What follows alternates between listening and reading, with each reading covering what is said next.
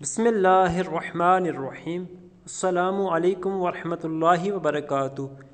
حضرت سیدنا ابو ہریرہ رضی اللہ تعالیٰ عنہ سے روایت ہے کہ نبی اکرم صلی اللہ علیہ وسلم فرماتے ہیں، آدمی کے ہر نیک کام کا بدلہ 10 سے 100 گنا تک دیا جاتا ہے۔ اللہ عز و جل نے فرمایا، سوائے روزے کے کہ روزہ میرے لیے ہے اور اس کی جزا میں خود دوں گا۔